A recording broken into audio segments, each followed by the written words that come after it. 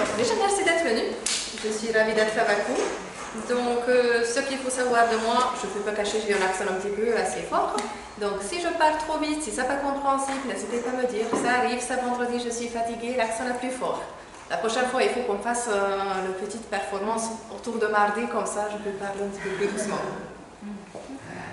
Donc voilà, aujourd'hui j'aimerais bien discuter un petit peu, voilà, la première approche commerciale et après si on travaille bien on peut arriver à construire un pitch commercial, donc une présentation commerciale qui est très pertinente pour vous. L'idée est là et en fait pour avoir la première approche réussite, il faut qu'on discute plusieurs choses. Déjà, la première chose, quand on veut approcher de quelqu'un, comment je peux être attirante? Comment je peux être populaire, comment je peux y réussir. Et en fait, la réponse est souvent ça que les gens cherchent la nouveauté. Quand vous présentez quelque chose, la chose qui retire l'attention, c'est la nouveauté. Donc en fait, on vit voilà, dans un monde qu'on consomme beaucoup, avec voilà, les nouveaux portables, les nouveaux fringues, tout ce que vous voulez. Donc en fait, on cherche toujours la nouveauté. Sauf que cette phrase est tout petit peu erronée parce que même si on cherche la nouveauté, on cherche toujours quelque chose qui est familier avec nous, qu'on connaît déjà. Je vous explique tout de suite, je pense à quoi? Je vous raconte une petite anecdote. Je ne sais pas si quelqu'un connaissait un monsieur qui s'appelle Raymond Levy, qui était français à la base. Il est né à la fin des 1800. Donc en fait, c'est un génie. Ici en France, je pense que son nom n'est pas si connu. Aux États-Unis, il est célébré comme un star. Voilà ce qu'il faut savoir de ce monsieur. Donc il est né à la fin des 1800. Il était très doué de dessin. Après la Première Guerre mondiale arrive, lui il a participé de la guerre et après il a décidé de quitter la France et il a déménagé aux États-Unis parce que son grand frère était déjà là. Donc en fait pour trouver vite fait l'emploi, il a dit que punaise, la seule chose que je peux bien faire c'est le dessin. Donc il a commencé à travailler un petit peu à droite et à gauche. Finalement il s'est retrouvé très vite dans la mode. Il a commencé à travailler dans les magasins comme Vogue, comme Harper's Bazaar, après pour le magazine Times. Et en fait, plus en plus, depuis de très jeune âge, il était très attiré par l'aéronautique. Et en fait, il a décidé de devenir un designer industriel. Donc en fait, même si vous ne connaissez pas son nom, vous connaissez certaines de ses œuvres. Donc par exemple, Petit Lieu en France, c'est lui qui a designé, il a travaillé pour L'Oréal, il a travaillé pour Monoprix. C'est lui qui a fabriqué également le design de Concorde en intérieur de cabine. Lui, il a fait pas mal de choses. Aux États-Unis, il a travaillé pour Coca-Cola, il a fait énormément de choses. Et en fait, il était vraiment le Steve Jobs de son époque. Donc, aux États-Unis, quand il est arrivé à New York, il a considéré que c'était une ville extrêmement laide. Donc, en fait, il a dit que moi, j'ai envie de réformer. Et en fait, c'est pour ça qu'il a commencé à travailler sur les logos essentiellement, après sur les autres choses. Et finalement, autour de l'année 50, années 60, pratiquement, il a redessiné tout. Il a commencé avec les logos, mais après, il a redessiné aussi les locomotives, les voitures. Donc en fait, on connaît partout ce monsieur. Tout ce qu'il a fait, voilà, c'était vraiment visible. Où je veux y arriver. En fait, comment c'est possible que cette personne est arrivée là? Il a proposé pas mal d'inventions. Et en fait, tout a cartonné. Mais c'était un truc de dingue. En fait, lui, il a inventé une méthode qui était complètement inconnue à cette époque-là, sauf qu'aujourd'hui, 80 années plus tard, les sociologues, les psychologues, ils ont fait énormément d'études dessus et en fait, finalement, ils ont considéré qu'il avait raison. En fait, il a appelé cette méthode Maya, M-A-Y-A. Si c'est un anagramme en anglais qui dit Most Advanced Yet Acceptable. Si je dis en français, c'est le plus avancé, encore acceptable. Qu'est-ce que ça signifie? Ce monsieur, il a compris quelque chose de fondamental. Il faut que je propose quelque chose de très neuf, très nouveau, qui attire les gens, mais il ne faut pas que je dépasse certaines limites, parce qu'il faut que le public soit capable de connecter avec ma proposition. Donc en fait, lui, ce qu'il a fait, il avait deux cibles. Le premier cible, c'est le concepteur qui achète son dessin. Le concepteur, il avait besoin de quelque chose de très neuf, une innovation. Attention, le public était très sensible aussi. Donc si le public pense que tout ce que j'ai construit c'est moche, même si le concepteur accepte, ça ne fonctionnera pas. Donc lui, il a travaillé comme ça, c'était sa méthodologie commerciale, proposer quelque chose de très nouveau, mais en fait il faut que reste familier. Donc ce qu'il a fait pour être inspiré, il a cherché les motifs dans la rue, tout ce qu'on connaît, et en fait il a donné un peu de finition punchy. Et en fait ça fonctionnait. C'est la raison pour laquelle il a travaillé partout, en France et aux États-Unis, avec un grand succès. Donc voilà, c'est ce qu'on va faire ici aussi. Donc en fait, par rapport à moi, vous avez une chance inouïe. Parce qu'en fait, ça c'est rare que dans le Carrefour je peux vendre une pièce identique. En revanche, vous, toutes les personnes que vous connaissez, ça peut devenir un client potentiel, un jour ou un autre. Donc en fait, ça quand même, c'est énorme. Mais ça ne signifie pas que vous devez attaquer tout le monde. Je vous raconte une très petite anecdote. Je voulais aller acheter une paire de sneakers pour moi parce que voilà, j'ai mal au pied, j'ai cherché quelque chose de confortable, mais c'était voilà, la fin de la journée, j'étais fatiguée, donc je rentre dans la boutique et en fait la petite vendeuse saute sur moi.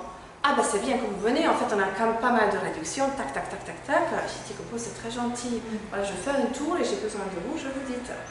Je continue, je touche la première chaussure, elle est derrière moi, mais je n'ai pas vu. Oh, ben ça sera une merveille sur vous. Bon, ok, ben merci. Donc j'essaie de m'échapper. Voilà, je continue, j'essaie de rester invisible.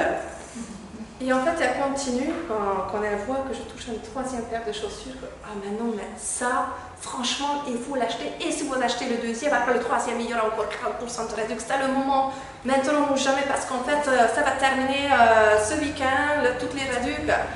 Et en fait, ça m'a tellement saoulée, parce qu'en fait, c'est vrai, cette fille, sans doute, elle a suivi une formation commerciale, comment il faut vendre. Sauf que personne n'aime se sentir qu'en fait, je suis une cible. Et en fait, cette vente forcée, tout simplement, ça ne peut pas fonctionner. Il y a encore pas mal d'anciens écoles qui proposent ça, forcer le vente, mettre la pression. Je vous déconseille, franchement, ça ne fonctionnera jamais. Donc en fait, moi je suis allée vraiment là-bas, acheter une paire de chaussures tranquillement et finalement je suis sortie. Avec une très mauvaise expérience que voilà, je n'ai pas envie d'y retrouver. Donc c'est pour ça, quand j'ai dit que vous avez de la chance, parce que tout le monde peut être un cible intéressant pour vous, ça ne signifie pas qu'il faut forcer. Et surtout, il faut transformer dans la tête qu'en fait, je ne fais pas une objection qu'en fait, tout le monde est prospect dans la salle. Non, vous êtes là pour créer le contact, pour discuter un petit peu, qu'est-ce que vous pouvez faire, et les gens vont venir naturellement. Parce qu'en fait, dès que vous restez identique, sans cette idée qu'il faut que je vende, parce qu'il faut que je paye à la fin de mois des factures, etc., ils vont le sentir. C'est la même chose quand vous vendez tous les jours pour les amis les choses, les shampoings qui sont magnifiques, que mes cheveux brillent, super kiné que je connais, il faut que tu choisisses ce kiné parce qu'il a fait le merveille. C'est pareil, vous vendez tous les jours quelque chose, sauf que dans votre tête, c'est pas la vente. Vous dites qu'en fait, je transforme l'information utile pour un ami, donc en fait, c'est utile. Mais en fait, il faut faire la même chose avec votre activité. Donc en fait, si vous comprenez qu'en fait, cette fois-ci, le produit, ça pas l'information et ça pas le super shampoing, c'est vous-même, et vous parlez de ça naturellement, de votre activité, les gens seront attirés naturellement. Okay. Donc voilà, j'ai parlé de ça. Il faut mettre à côté vraiment cet objectif de prospection parce que ça va tuer le business. Ça met trop de pression sur vous, vous soyez complètement coincé, le discours, ça ne sera pas naturel, vous sentez que vous forcez quelque chose. Donc non, ça il faut oublier. Il faut approfondir un petit peu les connaissances. En fait, ce qu'il faut savoir, même si tu prépares tout, même si tu fais l'analyse, même si tu fais la meilleure présentation de l'année, il n'y a aucune certitude que tu vas avoir le marché. Donc c'est-à-dire que tu ne peux pas garantir le résultat.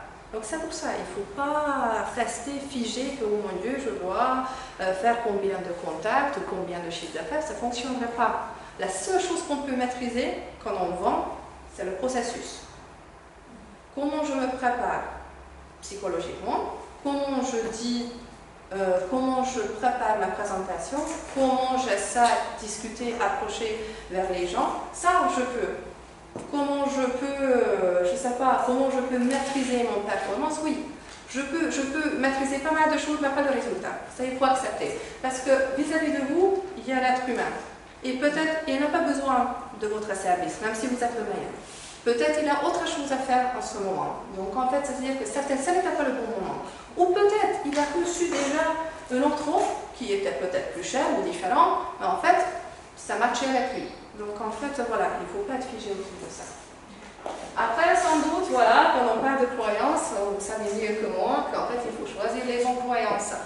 Si je vous demande maintenant, à votre avis, quelle est votre bonne croyance vis-à-vis de votre activité, vous pouvez citer quelques-unes. Ensuite, j'adore cette proverbe français, il faut provoquer la chance. Il n'existe pas cette proverbe chez moi. Donc voilà, j'ai appris ici et c'est tout à fait vrai. Donc il faut prendre l'initiative. Il faut que vous soyez un petit peu présent partout.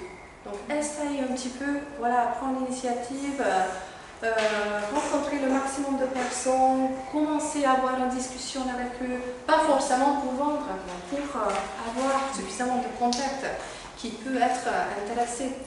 Prenez l'initiative, ne soyez pas timide, parce que les gens aiment bien discuter.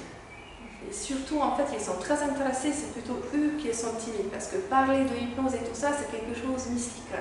Donc en fait, vous devez un petit peu briser cette barrière. Faciliter la discussion. Ça, c'est 100% PNL, je ne dois même pas expliquer. Donc, synchronisation, écoute active, question de relance.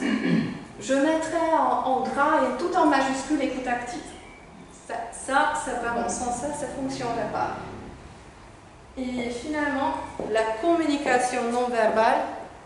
Donc, la communication non verbale, en fait, quand on commence à discuter, comment je parle, comment j'adresse toutes les informations, en fait, ça me provoque une émotion. Si je commence à parler avec mon intonation non droit, originale, soyez très très vite effrayés. Parce qu'en fait, chez nous, en fait, quand on parle, c'est quelque chose de très montant et très dur. Donc en fait, vous pensez tout de suite que je suis quelqu'un agressive, j'ai pas envie d'être ici, mais non, ça chez nous, c'est normal. Donc ici en France, j'ai appris de parler, au moins j'ai essayé de parler un petit peu chantant, que ce soit identique de votre parole. Et ça fonctionne comme ça. Donc au-delà de mon prononcé, il faut faire très attention comment je parle, comment je respire, le rythme de mes mots, également ma posture. Si je viens ici comme ça et je cours comme ça ne fonctionne pas, je ne suis pas crédible. Donc en fait, c'est pour ça qu'il faut faire très attention à ça. C'est pour ça que j'ai donné l'exemple. Quand, oui, je vais le faire, on peut dire énormément de façons. Ouais, je vais le faire, c'est la même chose. Donc en fait, jouez un petit peu avec le mot parce que vous voyez à quel point c'est important. J'ai mis également là-bas une petite analyse. Donc en fait, quand on est en face, il y a uniquement les 7% des mots prononcés qui jouent quand le gens prend la décision vis-à-vis de vous. Est-ce qu'il est intéressé tout ce que vous voulez proposer ou pas? 38%, c'est le son de la voix et 55% non verbal. Donc ça peut être gesticulation, ça peut être ça. Est-ce que je regarde dans les yeux? Est-ce que je suis souriante? Est-ce que j'ai la confiance quand je parle? Est-ce que je sais de quoi je parle? Donc en fait, ça vous le sentez. Donc en fait, il faut utiliser. C'est pour ça, tout à l'heure, quand on a discuté de la préparation mentale, c'est pour ça que c'est important. Parce qu'en fait, si on se prépare, si on s'identifie après l'ancienne discussion, présenter notre activité, ça va dérouler seul, simplement. Ça ne sera pas quelque chose qu'il faut réviser, oh mon Dieu, est-ce que j'ai loupé un mot, est-ce que j'ai oublié de dire ça ou ça, non. Tac, ça aussi juste, voilà, j'ai continué. Comment ça se passe sur le téléphone, et évidemment, dans l'écrit, c'est uniquement les mots qui jouent. Pour arriver jusqu'au bout, il faut très bien garder dans la tête que vous travaillez dans votre entreprise et sur votre entreprise. Ok? Donc dans l'entreprise, vous pouvez être,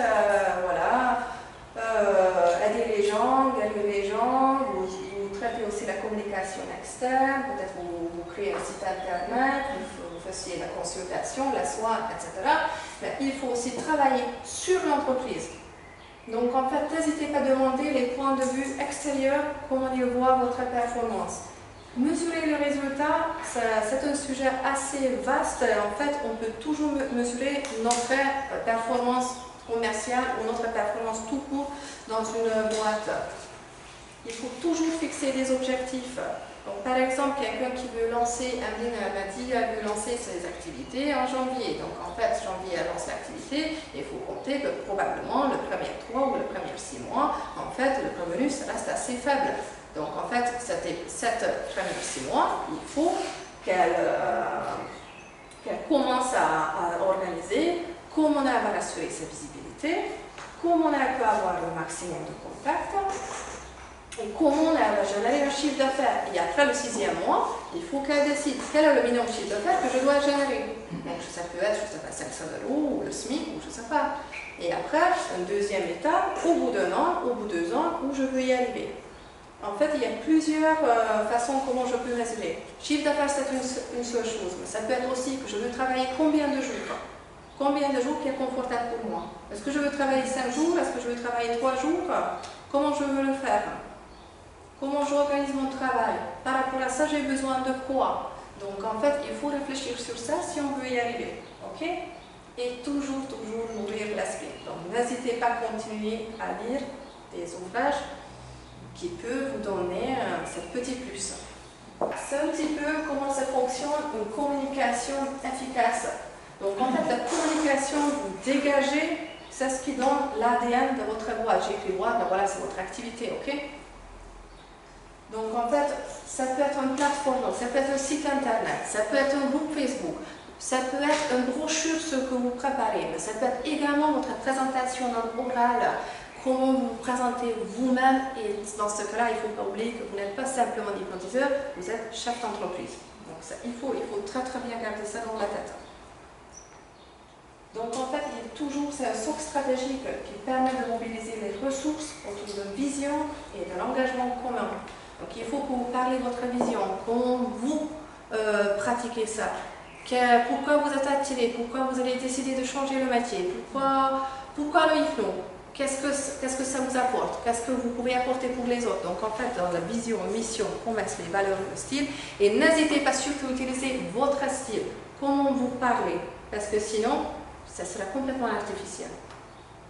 Et comment tu conseilles de travailler ça? Vision, mission, c'est quoi? De réfléchir, Oui, tout à fait. Donc la vision, je vois comme ça qu'en fait, c'est ton vision globale, une approche globale de ton activité.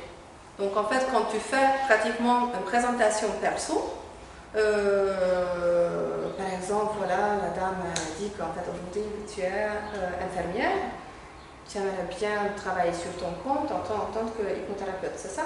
Oui, oui. Donc voilà, tu peux très bien créer ton petite histoire. En fait, je travaille avec les gens depuis, je ne sais pas, 20 d'années. Et en fait, c'est toujours le cœur de métier pour aider pour les gens. Mais à un moment donné, j'ai remarqué que en fait, les tâches infirmières ne me permettent pas d'arriver jusqu'au bout. Donc c'est la raison pour laquelle je voulais trouver quelque chose qui en fait, où je le sens que en fait, je peux vraiment aider profondément et pas juste la surface. Bon, je raconte n'importe quoi, mais en fait, j'essaie à imaginer qu'est-ce que tu peux apporter. Donc, c'est ta vision. Pourquoi tu fais ça? Qu'est-ce que tu peux apporter? Et après, voilà, c'était, hop, je retourne. Il y a la mission. Donc, en fait, la vision, comment tu le vois, comment tu te vois, comment tu te positionnes, la mission, qu'est-ce que tu vas apporter exactement? Donc, hypnothérapeute, tu vas travailler sur quoi? Voilà, tu vas travailler, je ne sais pas, je veux arrêter de fumer. Voilà, je spécialise sur les gens dodus, j'en sais rien. Donc, tu vois, tu trouves les gens. Ah, j'adore ce mot dodu. Vous utilisez jamais, pourtant c'est super mignon comme mot. Donc, voilà. Après, il y a tes valeurs personnelles.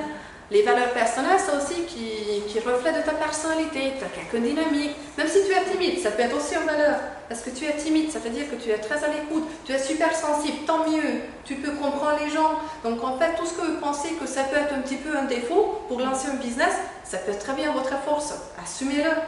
Mettez l'accent sur ça. C'est ce qui fait la différence. Il ne faut pas hésiter. Et finalement, il y a le style. Le style, comme je parle, j'utilise le mot dodu, ça fait rire pour tout le monde, pourtant pour moi, voilà, c'est un mot normal. Donc, Utilisez votre langage, votre vocabulaire, parce que c'est important.